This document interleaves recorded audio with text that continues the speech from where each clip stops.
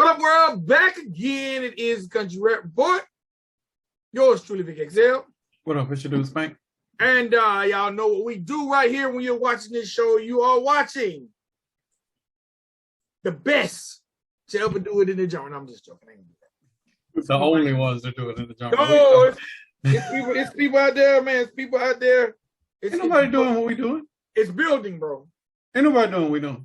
It's building, bro. It's people out there trying to crank it up, bro. Ain't nobody doing what we doing. They trying to crank it up, though. They can try, but they don't have the knowledge or the expertise that we do, so they can't do what we do. I don't know if you looked at my message. Shout out to my guy Sling Boab. We talked about him a few episodes back. Right. During one of our tapings, because you know I always put my phone on silent when we record. Right. Like he called. Oh damn. And it was actually the episode I was telling people to hashtag. It was that episode. He called, and then when I looked, I'm like, 33 minutes ago. Damn. So, but hey, we're missing each other. It's always a good thing when you're just missing each other. Always a good thing you're just missing each other. All right, man. So look, AMA time. But you know what? I'm getting ahead of myself. When y'all watch the Country Rap Report, you know you're going to get one of three things. You're going to get our opinion, our reviews, our expertise on some of the dopest videos in the genre of country rap. Or you're going to get exclusive interviews with artists and movers and shakers in the genre of country rap. Or you're going to get AMAs, Ask Me Anything, which is our teachable moments, which we take the opportunity to take the questions you guys might have about music, about the genre, or we might just take a topic and nail it down. That way you can always refer back to it to help you in your journey of this thing called music. Okay? So today we're going to give you an AMA, Ask Me Anything. And I decided last night, I was pondering, I was like, you know what? A lot of times we do these AMAs, the questions come from different places. So sometimes we're all over the place. I was like, maybe we should start doing AMAs, even if they're only 20 minutes, 30 minutes, but we zero in on a topic. And that's a teachable moment. Well, we ain't finna come up with another name. No, we've already done it. Remember, those are the original versions of the AMAs.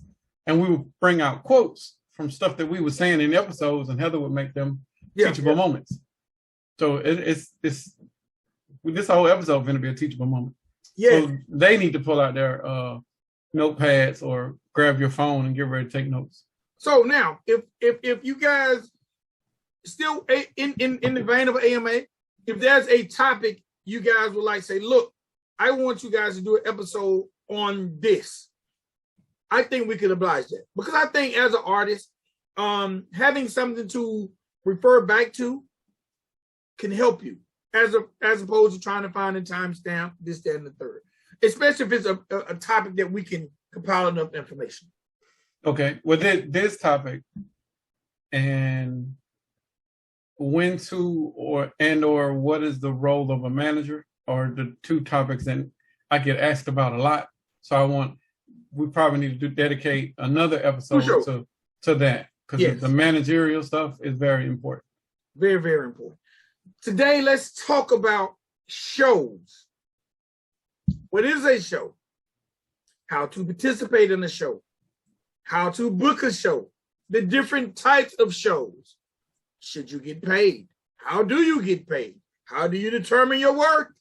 All of these questions that are getting answered that you're throwing out. If you write them down, if you ask me to tell you the first thing I just said, I probably don't remember. But we would definitely, maybe I should have wrote them down. I just think it's a good topic, and I should have wrote them down. But I think all these are valid questions because some of these questions have been asked before, and we're just going to reiterate them, but just in a how to do shows subject. Okay. Because I definitely know we've been asked, what should I charge to do a show? That's been asked repeatedly. We've answered that before. Right. But let's talk about shows. Now, everybody want to know, we're not talking about a podcast. We're not talking about an interview. We are talking about performances. Okay. The different types of performances that are available to artists. Now, also with AMAs, I want to say this, even though this is the Country Rap Report, any of you guys out there who are not interested in country rap, but when you see AMA, it's also very good and informative for you to watch. Shout out my guy Jay Perez, the media guy who comes in the chats from time to time. He's not a country rap guy, but he's always involved with media and dealing with other types of artists. So Perez, tell people to come check this out because they need to know about shows. Yes. All right, so look, let's start off with what I would call the first step or the first type of show that might be accessible to you as an artist. All right. That is open mic. Do you agree? Would that be the first step? The first type of show you might get, the open mic? Yeah. And yeah. It should be on everybody's to-do list. All right. Now, in country rap, and the only reason I'm throwing open mic in there because I want these to be informative to everyone, not just country rap. Okay. A lot of people in country rap might not even know what the open mic is, but a lot of people in country rap who came over from the hip hop side most definitely do. Okay. And if you don't know what the open mic is, that means you're probably under, I ain't even gonna say that. You're probably just young. Well, they might be in a genre that doesn't do it. Nah. So they might not know anything about it. I can see Josh Garrett. No, Josh is older than I thought. So who's the youngest person we've covered in country rap? What's his name? What's his name? Soda J. Smith. Jack Smith. Yeah. He's related to one of them, Alpha and Tilly. Yeah. I can see Jack Smith not knowing what an open mic is. Right. But an open mic, ladies and boys, girls, open mic is equivalent to, we're going to say open mic talent show. We're going to put them together because the open mic is really a talent show. Okay. Generally at the end of open mic, there's a winner who gets something. The prizes may vary depending on the promoter, but generally most open mics at the end of the night, the winner will get something, even if it's a bar tab. Right. Most of the time with open mics, you're going to go in, there'll be a sign-up list. You'll sign up. 99.9% of the time, you will pay to perform. You'll be given probably 3 to 5 minutes on stage. A lot of open mics in the hip-hop genre, they will have an additional fee if you want to perform 2 songs, but generally they want you to keep it to 1 song. Okay. We could just call it talent competition. Talent competition. Instead of open mic, because both of those are relative to both the talent show or the open mic. So far we're on task. All of that's still accurate. All right, now these events generally take place in restaurants, sports bars, event centers. Matter of fact, just judged an event center, Easter and Labor Day. But there, like I said, you'll generally see flyers, promos for them.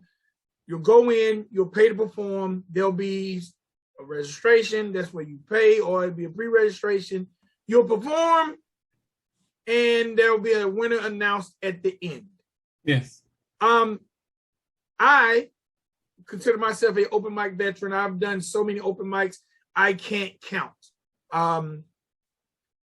Open mics are really good platforms for you to get your stage presence and your performance game up in preparation for when you get to that level you want to be. A lot of people don't like open mics. I love open mics. Most people who don't like open mics, they don't like them because they feel like the winners are generally predetermined because every artist feels like they should win. That's true. And both of us have not only judged open mics, but we've also hosted open mics. I've hosted more than I've judged. So we're coming from a behind the scenes. Again, this is our MO, coming from the music industry experience and giving you behind the curtains of what's going on. And most of those open mics, when I was doing them, we broke them down into different categories, but most of them based off of the same thing. There's either crowd participation. I hate that one. Well, if you bring your own crowd, you pretty much won. Let And that's the fix. When you break them down, I'm going to tell my opinion of the breaks down. Okay. This is why I hate crowd participation, but it's cool, but I hate it. Okay. Crowd participation will tend to hurt the validity. I'm saying this word wrong. The validity. Validity. The validity of your event. Right. The only reason I'm saying that now, as a creator of the event, initially you like it because you know you got this artist who comes 50 deep. Matter of fact, if you're building the open mic, you are making sure that person knows about your open mic. If there's someone in your area and you know they travel in packs, you're making sure they come. Because you know they're going to bring 50, 30 people. That helps you. But what I don't like about them, there's been times where that person was the worst person on stage. Well, that's why you don't use crowd participation as one of the only scoring pieces. Because I would do crowd participation and crowd interaction. That's the same thing. No, and then participation is how you interact with the crowd. Well, like, hey, oh. That, mingling with the crowd, jumping off stage, having eye contact, dancing with the people that's actually out there dancing with you, like that's interaction. Participation is really just how you can engage the crowd to participate or pay attention to you. Like what are you doing? And they are vastly different. Plus the participation can be rigged. The interaction cannot. Well, it can be if you practice it, all of that, but then you got to have an actual show to be able to do that. One of the other judging pieces, originality. One of the other ones was we did stage presence. Well, stage presence, you didn't say stage presence is different from. Well, definitely stage presence. That's another one. Because we've talked about some videos where the person doing the video back is turned to the camera or the crowd. Right. So one of the big things with stage presence is don't turn your back to the crowd. Yeah, you got to know. You really need to know your stage. Like, where are you in it, and where's your where's your crowd at? Like, if your stage is only 4 feet long, and you shouldn't be jumping on and off the stage because you're going to have to turn your back to these people, then know your stage. Know what your presence needs to be the focal point of that stage. You can't be jumping around. You can't be going all the way over here and now you alienating the people that's over here or vice versa. Like, you got to have some sort of presence up there and command it to where people are engaging with you, which goes on to the other one. Originality. Sometimes we did branding. Well, it was more so what they look like the wardrobe and all that other shit. Like, if you just came up there and you look like you just got off work at McDonald's. As a matter of fact, if you still got on your McDonald's uniform and you up there, it's a pretty good chance you're not going to get high marks in the presentation part. But let me tell you this. If you got up there, now this is me. Mm-hmm. If you got up there in a McDonald's uniform, right? And you had a song called Flipping. Now, if you're rapping about that type of stuff, then it's part of the presentation. That makes sense. Like, say, if you had a song called Flipping, right? And you got on the McDonald's shirt and you doing a little dance. Right. I might say, damn, he came straight from work when I first see you. But right. when I hear the song, I might like, dang, okay, he flipping. Right. So that can't work in your favor, but then it depends on your content. Agreed. Because if you get up there looking like Daily Voodoo, and people are like, what the fuck? They don't know what to expect. Sometimes the first impression is what they see, but not sometimes, all the times. The first impression is what they're going to see of you when they grab that mic. And they already got a prejudged, assumption of, he got gold teeth, he's sagging, he finna do some gangster shit. Or, this little feeble female, she finna get up there and sing some church stuff. Stereotypical stuff. This all goes with the imaging. But if you get up there and you look a part, you look a certain way, then you are going to be stereotyped based off of that. That's just part of the genre. That's not just the genre. That's just part of the industry. But if you get up there and you dress like a rocker but you get up there and you singing some, gospel stuff, then it's kind of anti-branding yourself. Now, not saying that could not work once you get bigger, but you got steps and levels to go before you get to that point. So start out right by branding yourself, this package, and put together this package presentation properly so that when people see you, they know that this is what you're going to be about. You don't want to confuse them at all. I'm trying to think of any other scoring pieces. I used to have 5 pieces that I would score on, but I can't remember all of them. But those are the most important. Definitely originality. It might have been the song quality or the song content, but that was really, if the music is too loud, actually it was the song quality. I gave higher marks to people with show disc than people that are rapping over themselves, because you came prepared for a show, quote unquote. You didn't get up there and just like, you know what, I'm gonna do it. Why not? And then you ask the DJ if they got iTunes or Spotify, and then they go and play your song and stream it while you rapping over it. And you just, you ain't supply nothing extra other than to see you rap over your own self. Like that's not a show. That's not a proper presentation. So I gave definitely higher positive marks to those people who came prepared with show disc. And your show CD should be your instrumental with some ad libs and or your backgrounds. And that's it. And the rest of it you carry. If you get up there and you just got your CD, your show CD is actually your CD and you're rapping over it, I don't need you there.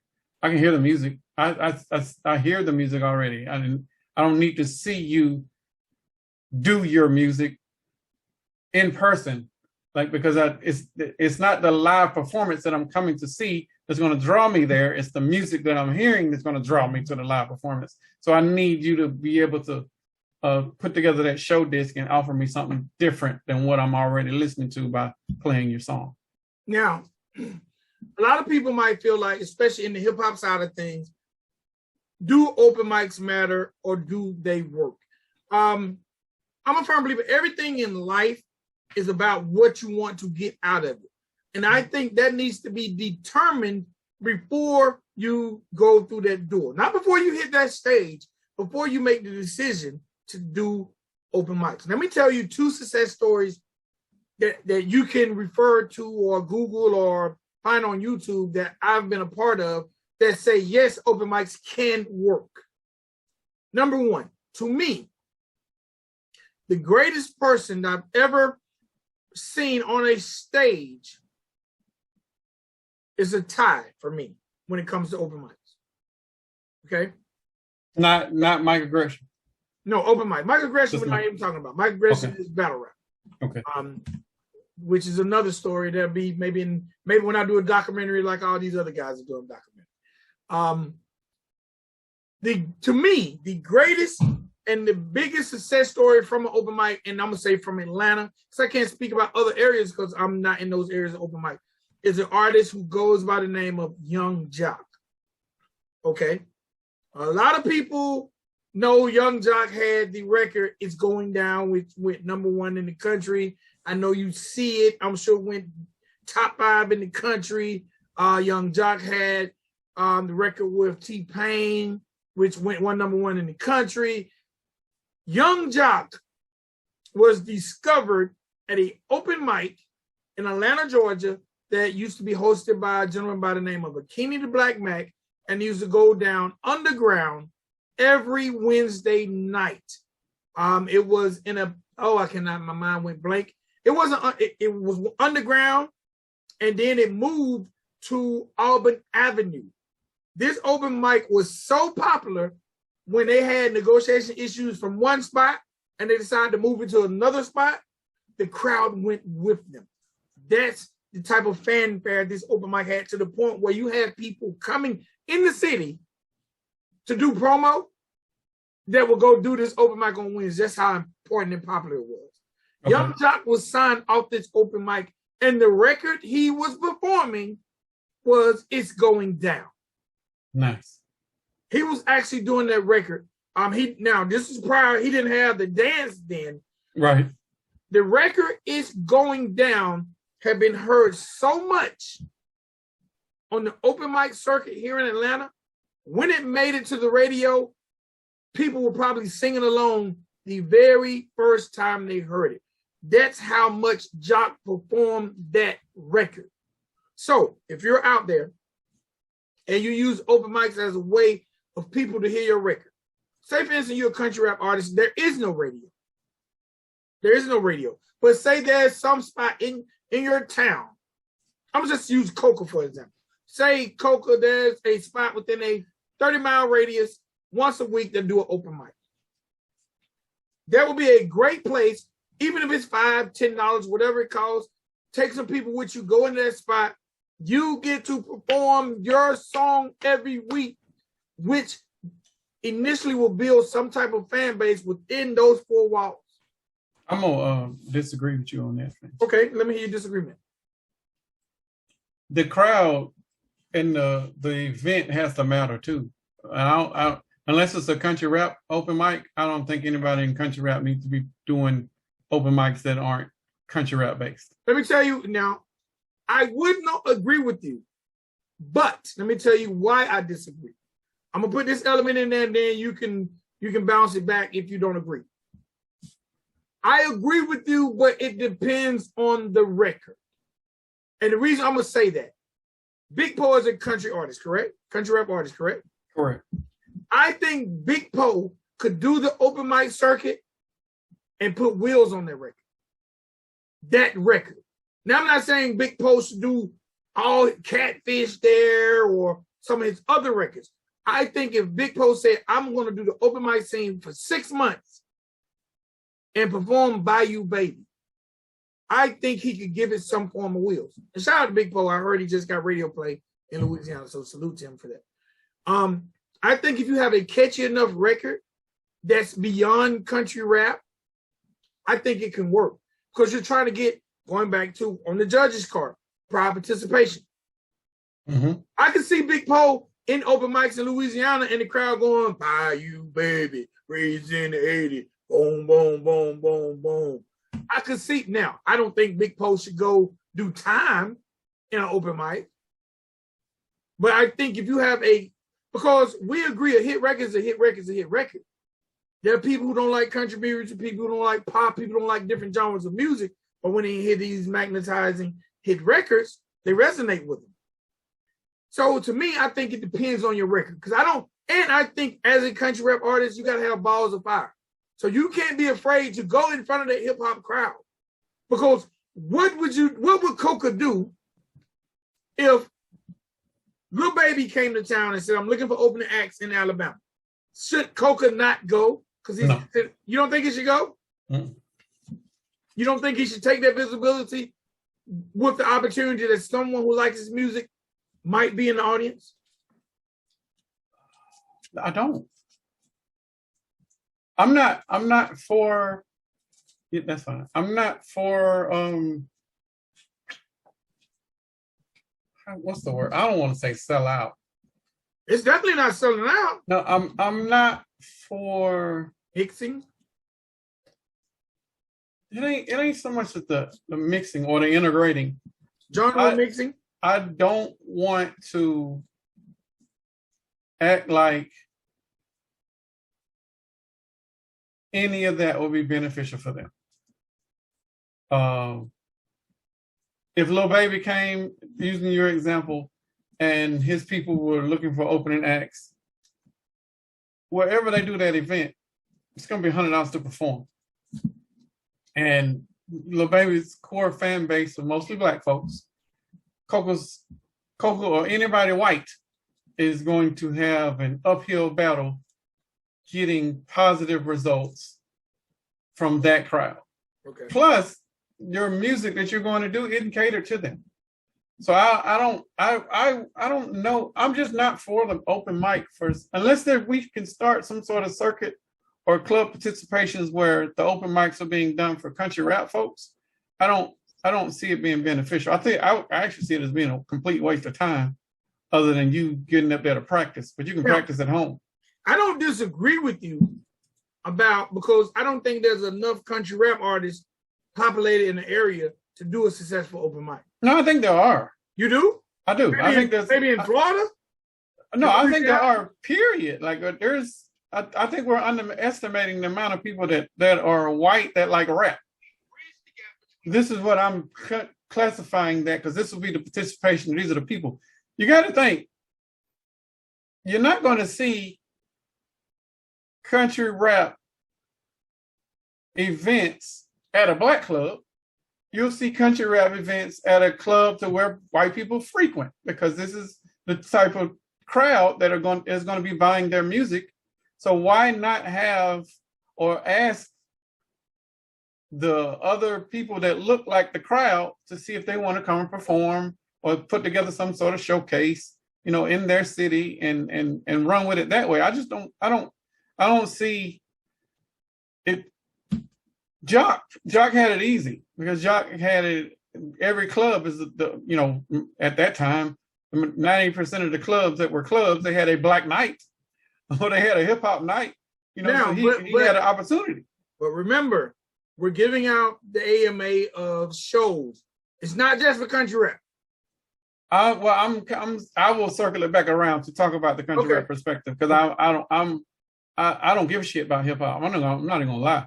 Like I gave up on hip hop years ago, and that shit is a swirling pool of shit for me. Like it's the same repetitive hustle, and I'm not for it. I don't want any of those practices over here in country rap. So if we're talking about hip hop, I gotta at least say this is what's going to happen versus what we are used to happening over in hip hop. Do you think someone should try to eventually, as the genre grows, do open mics for country rap?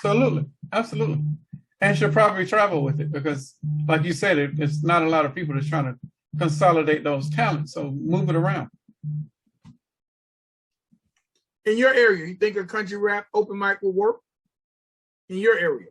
I do, and it will probably pull from here to Atlanta if it's promoted well enough. Yes. You think it could work in my area? Griffin's off the radar. You're 45 minutes. I don't claim my area is McDonough. Well, McDonough's easier access than Griffin. Yeah, that might work. It's anywhere in here, as long as it's accessible, would work, because they don't have any outlets. The whole purpose of the damn open mic is to practice. Right. And you want to practice in front of people that will be receptive of the music. So, which is why I said anybody doing country rap don't need to be going to no hip hop showcase and trying to perform, or if you Jesse B and you were practicing a country song, don't take your ass to the Wings Cafe on the black night, because they really don't give a shit. Go to the people that's going to be listening to you, or go to a karaoke night at the white club, because there's plenty of country clubs that are out there, from Savannah all the way up to Rome. Like it's those clubs are very, very frequent, and they have karaoke nights, and they're usually free. So if you want to start on those free nights, how can karaoke, we throw karaoke into that mesh of open mics, talent showcase? How could an artist like Jessie B utilize? Jessie B sings. She's not fair. It's not fair. How can an artist, say Coca, utilize a karaoke night? If his music is live on, if it's in the system based on your distributor, then your music plus your lyrics are going to be in that system. As just verify before you go there. And then once you find out that it is there, then you go there on karaoke night and you perform your single. And when people, ask what song is he doing, then like, this is my song. My song's in the system. And that gives a awe to people, like, oh, your music is in there. And now you got fans. Now you got people that's at least intrigued. Okay, well, who are you, and why is your music in the system? Because I sing too, and my music ain't in the system. So use that to your advantage. But it's all practice. All of this is practice until you start getting paid for it. So use those opportunities, or go out and create more opportunities for yourself. You can put together a little showcase for yourself, which would be a step up from the open mic. But I'm in Macon. Millie Red and Zilla Gorilla and the Sticks can put together a showcase. Matter of fact, I think they just did that a couple months ago. But they can put together a showcase just to go and perform, so their fans and the fans that want to see them And fans that want to see people like them on stage will come and listen to their music. It's just another opportunity, but I moved ahead too fast. We're trying to step up in the performance. No, the next thing was going to be creating your own showcase. Yes. That was going to be the next. So you actually segued into it. Creating your own showcase. Now, to me, creating this is an idea. I'm gonna throw another idea out there, and hopefully we'll bring this to fruition. This is something that we're working on over at Honest Country Radio, doing what we call the Garage Series. Okay, the Garage Series will basically be us finding independent artists, hooking up their garage with a sound system, allowing them to invite whoever they want, especially within their neighborhood, and do shows.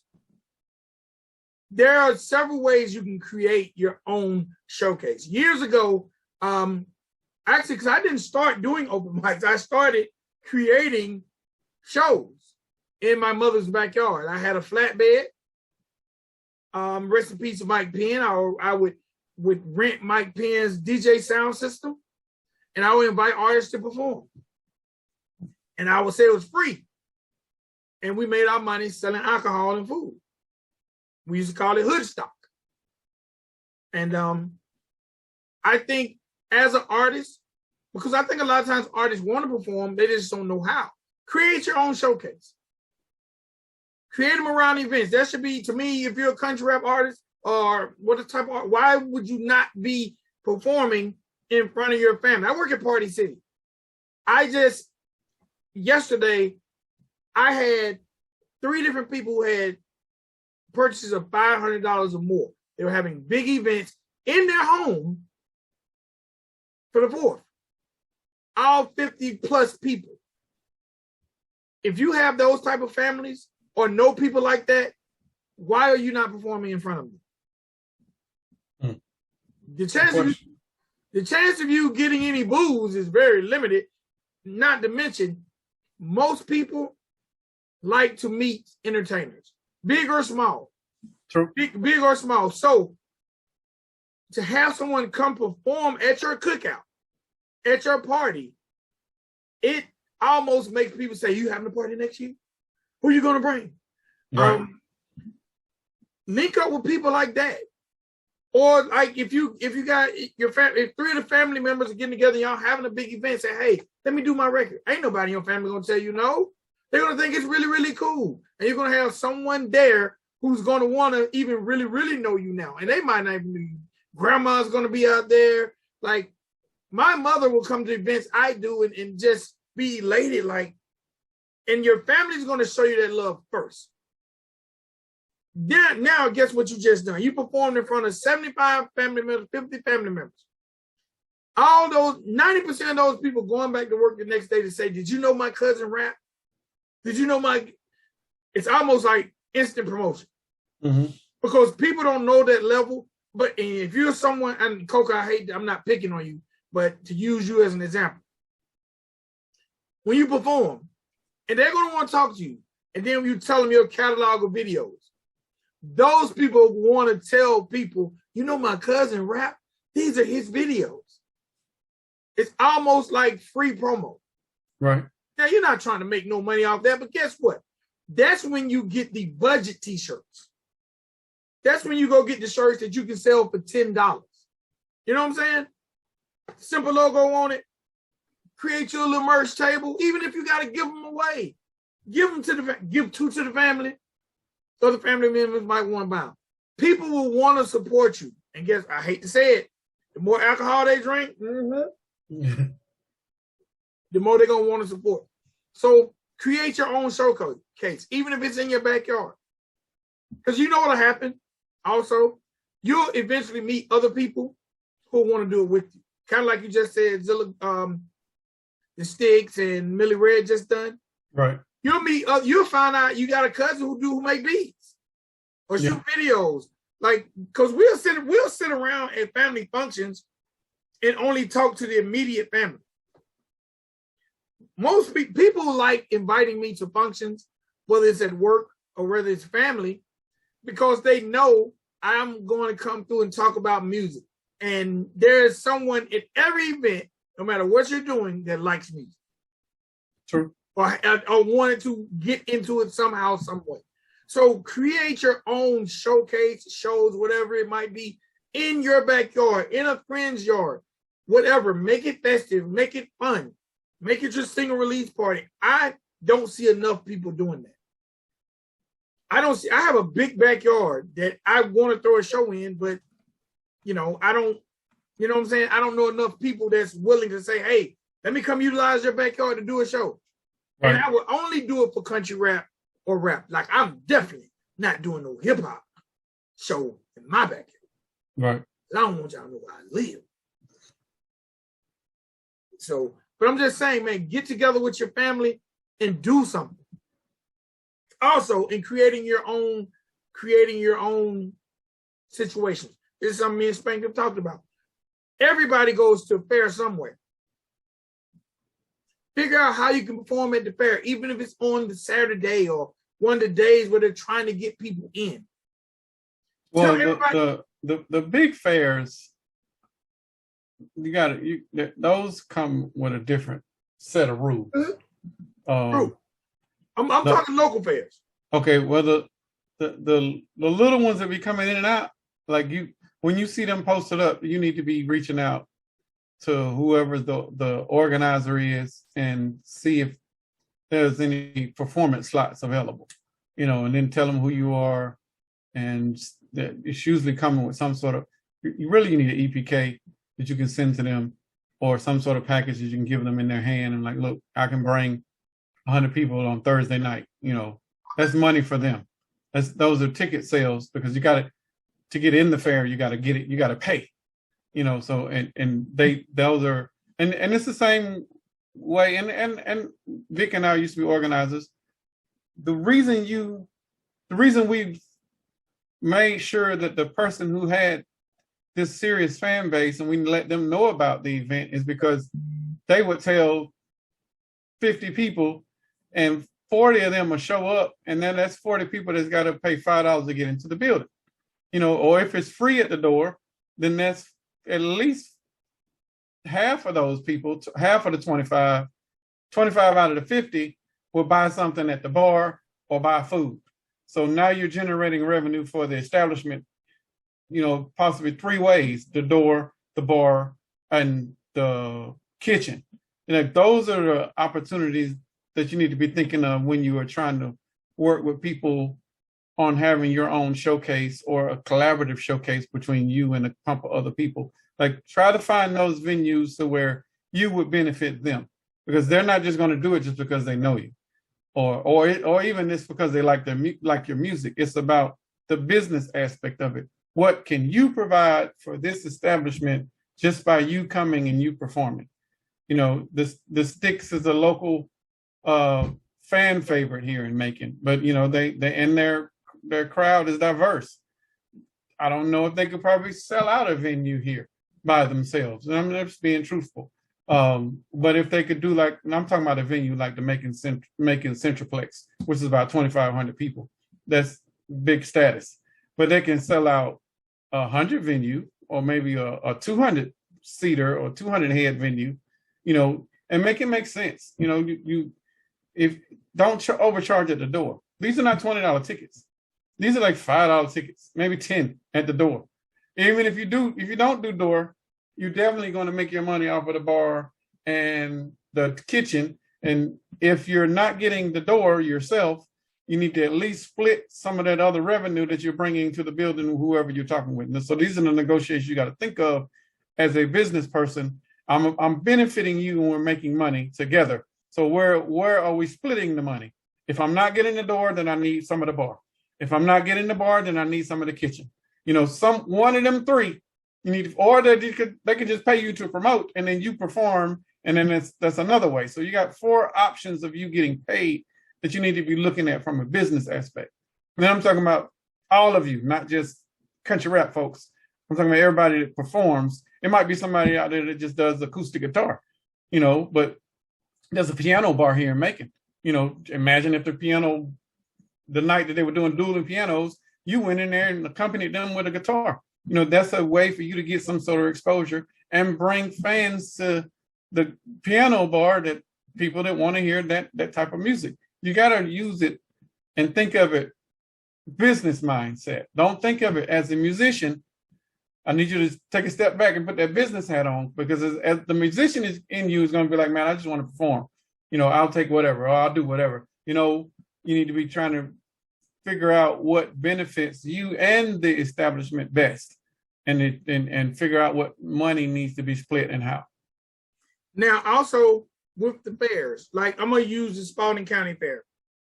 They have a large stage, and every time I go to the fair, that stage is empty. Now, maybe I don't go at the right time, but I know the Griffin Spalding County Fair, they do a lot of things to get people in during the day hours, because that's the least trafficked time. Mm-hmm. I think that if you go to them and say, hey, look, let me do a show 45. I don't even want to get anybody free, just me, even if you got to pay yourself, it costs $7 to get in the Griffin Fair. You feel what I'm saying? Even if you say, look, I don't even want to get in free myself, and my whole family's coming, but let me perform. Talk your way into a performance slot and tell them, I know I can get you X amount of people through the door. I can get you 50 people through the door. This is a time where they're not busy. And then you just get out and hustle, and promote. Just say, look, I'll pay to get in. I don't want anything. Just give me the opportunity to have a merch booth. Well, and I got off track. Fairsandfestivals.net is a resource that I'm pretty sure I mentioned before. These are the major fairs and festivals that travel to cities. Go online, create a profile, and I think it's like $60 for the year. But it's a database. Once you get the database, then you'll have access to the advertising, marketing, and entertainment directors for each one of those fairs. If you don't mind traveling, because fairs move. If you don't mind traveling, contact each one of those directors and tell them what you're trying to do. You're just trying to get some performance opportunities. You're trying to structure a tour for yourself. You got an album, Big Poe, I got a single, and it's dropping, and I want to be able to tour all of the fairs and festivals within my state of Louisiana. So I wanted to be able to see what day and time would be applicable for me to come and perform, maybe get a 10 to 15 minute set on your stage. You ain't got to pay me nothing. I just want to be able to sell my merchandise.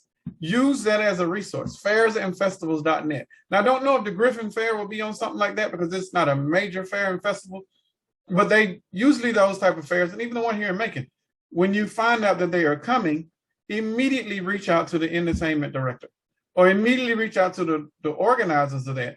Once you get in with these people, especially if it's a traveling fair that goes from city to city that never stops, and you talking with the organizers of the fair, not the person that does the organization for the local localities, talk to the organizer of the fair, let them know what you're trying to do, and now wherever they go, you go. Now you can definitely structure some sort of tour, because these fairs never stop. Once they move your city, they're going on to the next. They don't have an off day. They just move from the cold weather spaces to the warm weather spaces, but they never stop. So you can have performance opportunities 52 weeks of the year if you wanted to, but it's just a matter of you being applying yourself to be able to do that, and having the wherewithal to. You got to have the balls. I'm a firm believer. Somebody got to tell me no. So I will continue to ask until you say, you know what? No, this is not happening. Okay, fine. I will come back when it is. But you got to be able to have that attitude, because the opportunities are out there. But if you're not going to go out and ask, then they're not going to present themselves to you. Fairsandfestivals.net is just one outlet. If that doesn't work, then reach out to the fair people that are. There is another outlet out. I can't remember the name of it, but it's out there. There's a festival website. These are the big festivals. Every big festival, they always have D-list and C-list stages. Like the stages that they advertise, the big shit, where, let's say, Lady Gaga is performing, there's like 4 or 5 other smaller stages that are accompanying to that they don't promote. But those are the other stages that will be adjacent to that, or they're in the other locales away from that, to where they put people like all of us in country rap, those independents that have little small pockets, but they know that if they get 10 acts and all 10 of those acts are bringing 100 people, they can multiply that. Instead of trying to just get one act that brings 1,000 folks, get 10 acts that brings 100, and now it's the same impact. And now you have a building that you can stretch out instead of one person trying to go for an hour. You got 10 acts that can last for at least an hour and a half if they structure it right. It's definitely all business, but you guys have to be thinking, what can benefit me best, and what is my route inwards? Like how do I, once you get in and you start talking to these people, then you are creating your database for your network for whenever you do have this release that you're trying to put out, and now you can start a promotional tour for that. Or whenever you do get signed to a major, God willing, if you want that, and you want to have some sort of celebratory tour, and you can do that by reaching out through your network and having it doesn't all have to be that. You can do an open mic one day, because we already talked about that. Do an open mic on Thursday, and Friday hit up a fair or festival, and perform that night. So now those are two of your resources that you are applicable for you, and both of them is for branding and exposure. Both of them are necessary.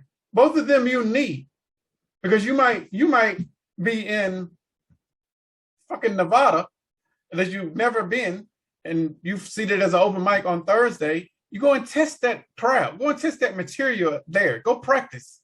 And if you feel like, okay, well, they were vibing to this and they weren't vibing to that, and then that Friday you're supposed to be performing at that fair, you kind of gauge, like, all right, this is what my crowd's going to look like. This is the vibe that I'm going to get. Maybe I should not do this one. Maybe I should do that one. This is all for that. So you got to take all of that into consideration. I also think, and this goes to open mics or these type of events, take in consideration what you're performing. Don't make these platforms to just do a different song every night. Because I'm a firm believer in you got to try to, sometimes it's about the record and recognition. And sometimes a person might be like, I heard that record before. I've walked in the place where I've heard that record before. You know what I'm saying? So to me, I think it's also about branding. If you got a couple records you feel really, really strong about, like these events are not the events to be trying out a record you recorded last night. Not the fairs and festivals, no, but the open mic is. The open mic is open mic, it's a practice. Yeah, it's just practice. So you can do that. Just test the material. And if you get up there and you get no reaction from the crowd, you might want to reconsider. Well, definitely consider the crowd, but if the crowd is applicable, then reconsider what that material is or what you're trying to perform in front of folks, because it might not work. But again, that formula that Vic's talking about would only work if you're trying to pursue and push a song. I haven't heard a lot of pushing of songs in country rap or gospel rap. But they should, because they release tons of singles, more so than full projects. Well, we're looking at it from the music industry insider, but we're forgetting the person that has, and then the person in the genre for the people that do one song has two valuable assets that country rap doesn't have. They have clubs that are dedicated to their music, and they have radio. Country rap doesn't have those assets, which is why country rap jumps from one song to the next. Country rap is more about the catalog than it is the song, which I think it might be changing a little bit, because I'm gonna give him all the credit that is out there. I think Gator's probably implementing a lot of those hip hop practices over in country rap, which is probably leaning towards changing how this genre operates, because he has singles, and one of them we're going to review in the next review show that we do. He has singles that have life, and they have radio life, but they have hip hop radio life. So when you have that opportunity of having hip hop radio life, you have to have the expectation and the time commitment to not get off a song for a minimum of 6 months. 90 days is just to get it warm. And the next 90 days is for you to start getting paid shows and moving around after you getting those people start calling you. But you got to have that life and you got to have that budget to be able to push the song for it to gain those legs to grow and have that life. A lot of us over here don't take that formula, So I'm Gator's the outliner. Everybody else over here is single after single after single, or single project. Take time off, repeat. Single project. Is take time off. I'm trying to figure out what the methodology is over here, but when Church randomly drops albums, and he's the pretty much the stereotype or what everybody else in the genre looks up to and how to operate. Or when Adam drops an album, when Struggle drops an album 1 month, a couple months later, him and Adam drop a project and he completely pauses his album. And then when they're done with the collab album, he jumps back on his. Like, I don't understand those methodologies. I don't understand the business behind that. But what country rap is missing, and we have said this since the beginning, is structure. The structure on how you guys release music is bullshit. There is no rollouts here. This is random as fuck, and this is as random as it comes. There are no rollouts here, fam, and it's bad.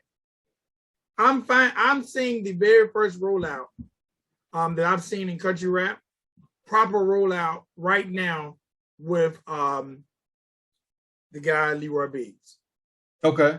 Yeah, he has a new record. I think it's called Howdy Howdy. Shame on you, Leroy Biggs, for your people not contacting the Country Rap Report. Because I'm seeing everybody. Maybe he's just doing it with reactors. I'm not sure.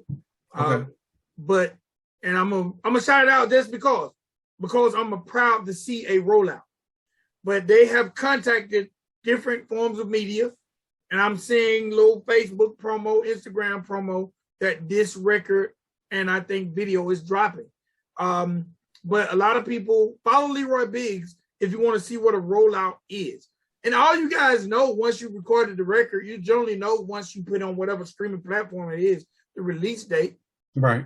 Create a buzz. That's what a rollout is. A lot of people might not even, maybe we should do a show on a rollout. Well, we can put it in here. No. This is no. the show. Okay. Well, I'll make a note of that. Yeah, because we want them to have these things they can go back and look at. They don't have, you know what I'm saying? They can look out the rollout show. They can look out at the show. Let's talk about paying to open. And shout out play.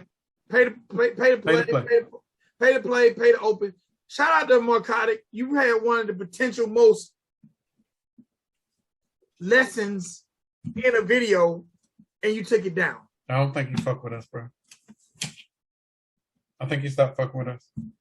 Oh, after the we never said it. After the review. No, I don't think you fuck with us no more, fam. And I even inboxed him. I asked him why he took it down, et cetera, et cetera. Like, it is what it is. But that was probably one of the dopest and most accurate depictions of some of the fuckery that goes on in the industry. And artists needed to see that. Yes. Artists need to see that. You've done your thing, and I'm sure that had happened to you before. But pay to play.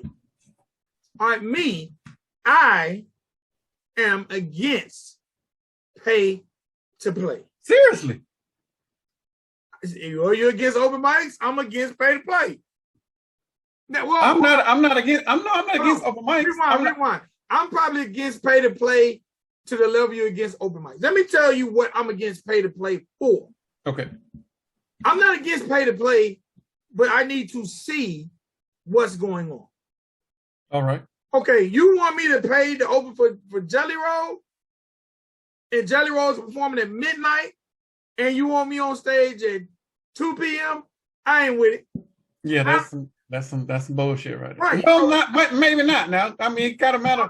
Is this a festival or a Jelly Roll show?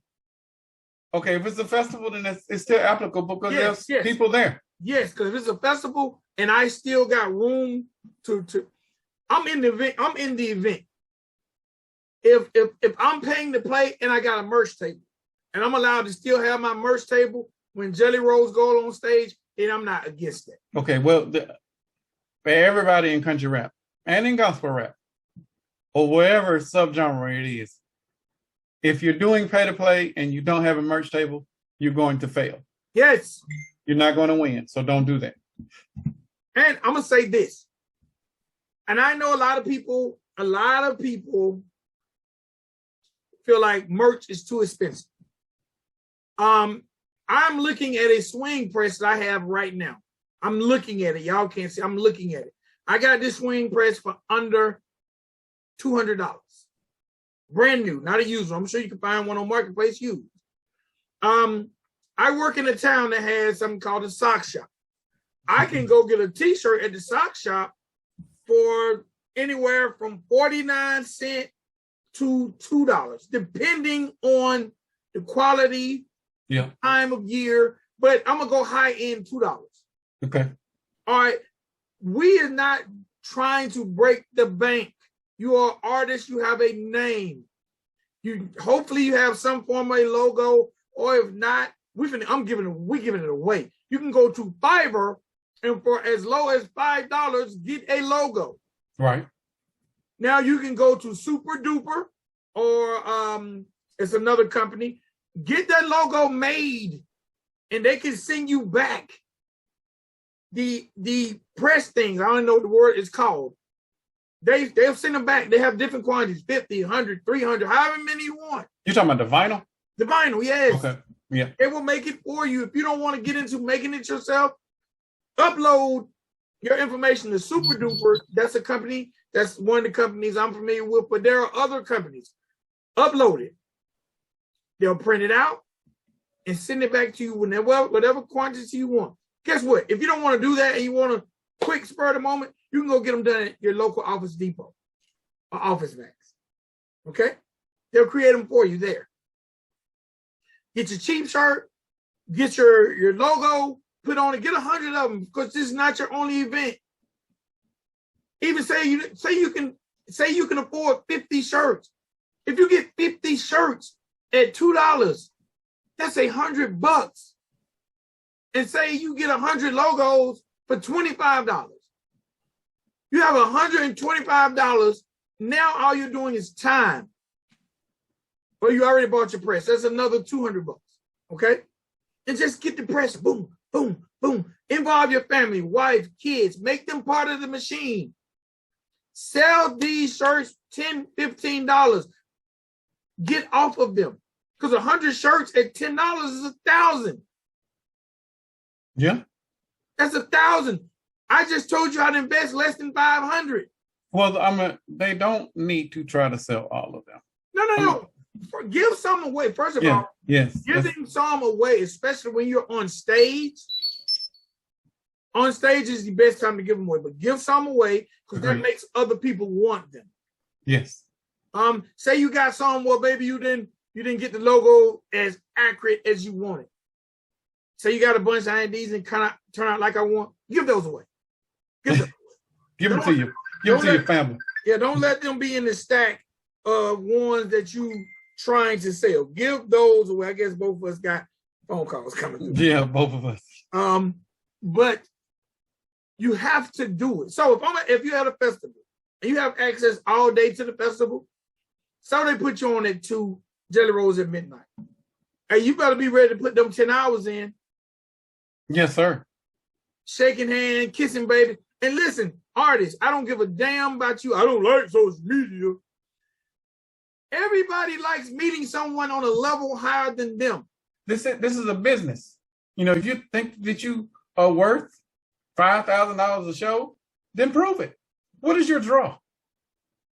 Prove it by going to one of these pay-to-play opportunities that we talked about before this and see if you can pay to play and perform in front of Jelly, and then see if you can bring in at least 500 people that paid $10 a piece to come and see you. If you cannot, then you are not worth $5,000.